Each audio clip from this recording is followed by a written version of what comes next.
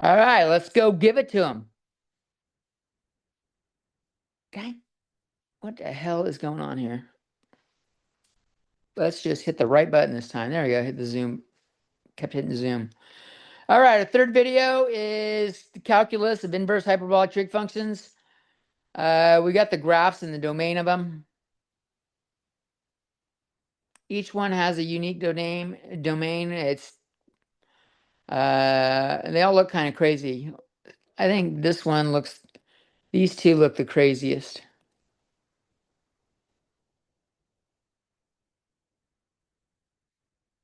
You know? Uh, Not fun. You're not going to remember what these graphs look like. You're going to have to look them up. You're not going to remember the domains and ranges likely either. But we can work on taking the derivatives and integrals just fine. If we take how do we do it?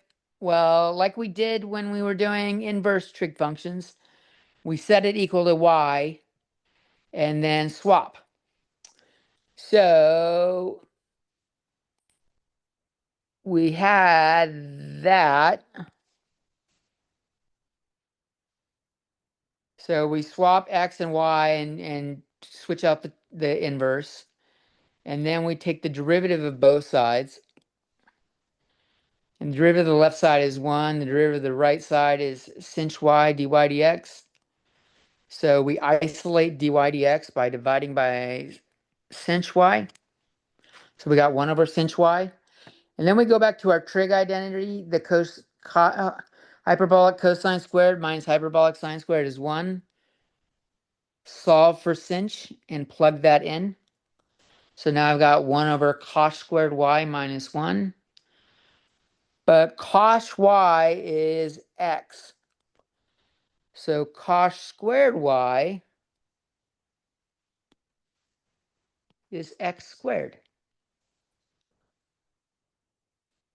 So we get 1 over the square root of x squared minus 1, as you see right here. So here's a table of the derivatives. Again, these all look so much like the derivatives of stuff we were doing in 5.7, the inverse trig functions, not the inverse hyperbolic trig functions, but the inverse trig functions. Remember we had 1 plus x squared, we had square roots, they look all so much similar. You're gonna have such a hard time remembering which one's which. So it's easier to not use formulas. Figure it out. Doing stuff. Yeah, the integrals are even. We're looking at how bad these integrals are. These look just like the ones we were doing in 5.7. So similar. Remember we had the hyperbolic secant? Hyperbolic secant sure looked like that, but it wasn't. It had u squared minus 1 on the inside, not 1 minus u squared. So many little things that make them look so much alike. So it's best to just go to the trig functions or hyperbolic trig functions when you're working with this. Let's take the derivative of hyperbolic sine inverse of x over 3. So already it's going to be challenging because we don't have just an x inside. So we're going to say y equals that, and we're going to swap the arguments. X over 3 equals sinh y. And then I isolated x equals 3 times hyperbolic sine of y. And we're going to take the derivative of both sides, and I wrote down the formulas for the hyperbolic equations over here. We got that. When we take the derivative of x, 3 sinh y, we get 1 equals 3 cos y dy dx. Remember, when you're taking the derivative of a variable and it's not the variable, you have to have the chain rule, the dy dx there. Hopefully that's getting easier. I know it was really challenging when you first learned it. Look how fucked up this one is. Like, how are you going to remember that shit? It's just unrealistic. Thankfully, hyperbolic stuff doesn't happen a lot, and you're more than likely not going to remember it later on, but it is good to have seen it. All right, so we got 1 equals 3 cos y dy dx. We're going to isolate dy dx, get it alone. Divide both sides by 3 cosh y. I separated the 1/3 out. I don't know why. Cosh y, when we work it out over here, is the square root of 1 plus sinh squared y. And sinh y was right here. So sinh squared is x over 3 squared, which is x squared over 9. Oh. So what I did is I took this 3 and rewrote it as square root of 9, and then I'm going to multiply it in, and it should make it square root of 9 plus x squared on the inside.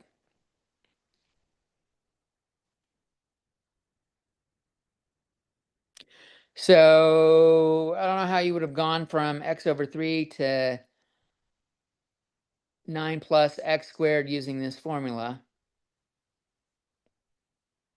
Like, this seems tedious at best.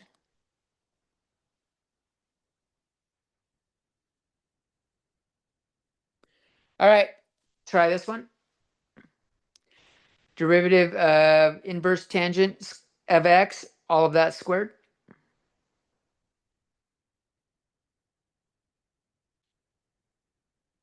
All right, so start off taking the derivative. We're not going to set equal to y yet. Take the derivative. We have, bring the power down. We've got 2 tangent inverse x. Then we have the derivative of tangent inverse x. So here we're going to set y equal to that tangent inverse. Do some swaparoos. I rewrote the equation that we start with, cosh squared minus sinh squared. To get something that has tangent in it, divide by cosh. On both sides. Make sure you're doing it on both sides. In fact, that doesn't look lined up underneath that very well. I'm going to remove that. Oh, there we go.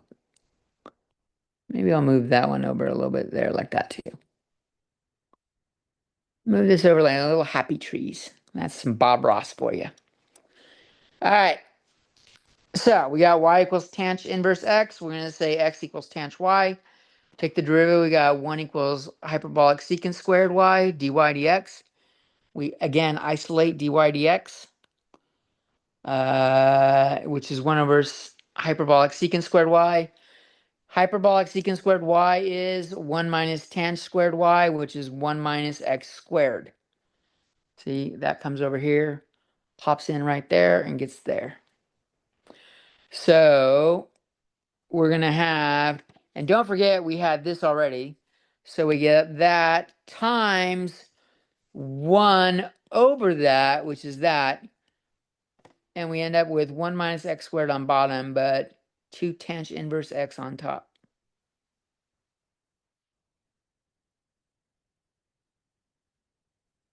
Isn't that crazy?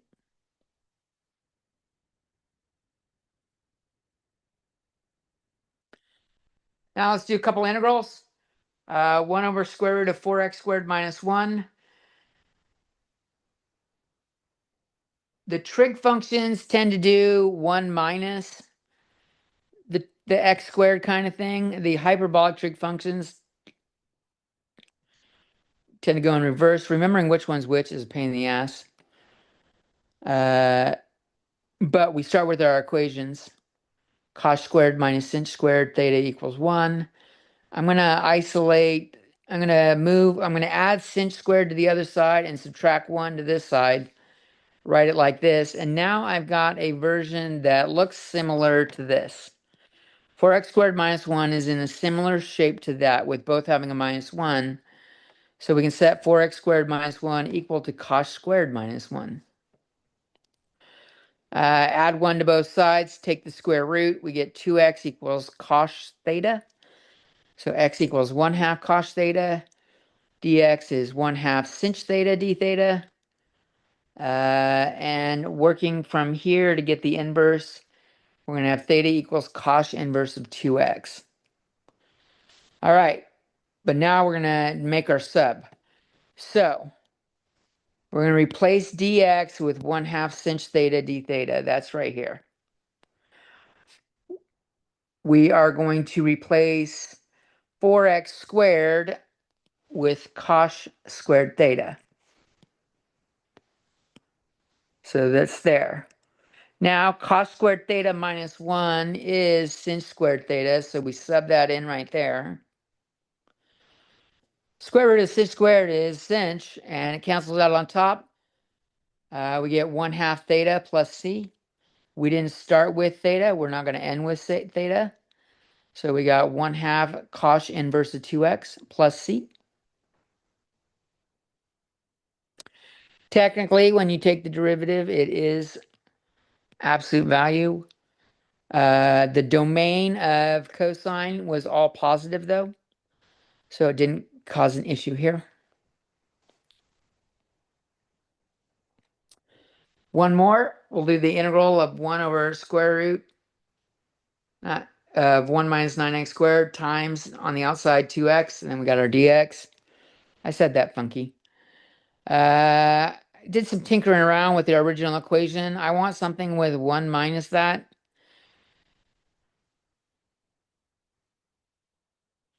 I hate these inverse ones because remember, like on trig, the trig had x square root of x squared minus 1, like that, and that was like, I don't know, secant inverse. And this is the exact opposite order. These are so tough. They're rough. I know. I feel your pain. I've taken these classes before too. And you know what? I don't remember any of these formulas. So I always look them up when I use them, which is a good note for you. All right, so we've got cos squared minus sin squared equals 1. I'm trying to make something look like this. Ooh, I want it to look like that. So I want 1 minus something squared. If I divide both sides by cos, I get 1 minus tan squared.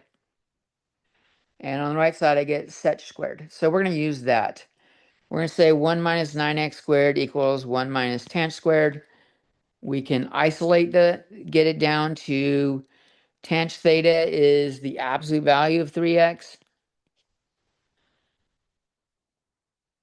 I don't think it caused a problem on tan though.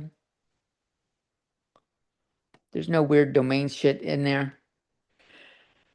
So we got x equals 1/3 tan theta, dx is 1/3 sec squared theta d theta. We go ahead and sub everything in. So let's do it slowly. I put the 1/2 out front. So this came out front. My x is 1/3 tan theta, so that's my x right there. My 1 minus 9x squared is going to be sec squared. But we're really replacing with tangent first. But that gets us there. And my dx, oop, that's with that one. And then dx is that, and we're throwing it down right there. 1/3 hyperbolic secant squared. It can be messy. Take your time. Make sure you plug in stuff in the right spot. Then we've got integral, and now we clean it up. The 1/3 cancel. Notice that. And when we do it, I've got sec squared on theta on top, tan theta, sec theta on bottom. This cleans up to this. And if I try to rewrite it, like we don't have an equation for that. If I clean it up, I rewrite it as 1 cos theta over sinh theta over cos theta. I clean it up, we get to this, and we don't have a formula for this either. So like we're kind of in a fucked spot. And so it means, and this is going to happen to you, and it happened to me, and I left it in. I didn't delete it. I wanted to show you. It just didn't help us. It didn't get us somewhere better. Sometimes this happens. You're going to go down the wrong road. Get over it. It happens. Go back and tweak it for a different trig function. So here I have that. What if I get tanh on the right and sech on the left? So that's what I did here. I literally copied the stuff above, crossed the stuff out that I was using. This is what we had above. We're going to subtract this over, add that over. And so now we can do 9x squared is sech squared. And I literally showed that I'm just using the same stuff above. None of this part changed. Over here is where it changes. The derivative changes. Up there we had 1/3 sech squared. Here we've got negative 1/3 sech tench.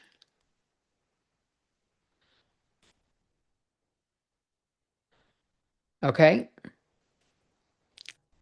Again, absolute value. So we're going to take our time plugging it in. I got the 1/2 out front. I've got x equals 1/3 sech theta. That's right there. That's my x from right there. My 1 minus 9x squared tanh theta is right there. Tanh squared. And my dx is right there. Slap it down. Good to go. Now let's clean it up, see what happens. The 1/3 cancels the 1/3. The negative moves out front. We had a negative there, right? Sech theta cancels sech theta. Square root of tanh is tanh, and tanh theta cancels tanh theta.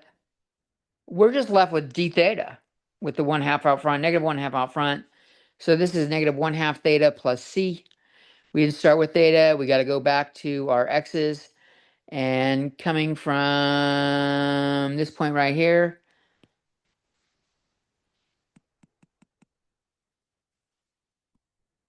which maybe I'll rewrite real quick. Sech theta equals 3x, absolute value of 3x. Hyperbolic secant did have weird domain stuff. So we're going to make sure we stay in the domain. Hyperbolic secant had a domain from 0 to 1. Let's go back up and look at it. 0 to 1, look at that. So by using the absolute value, we make sure we're staying on the positive side.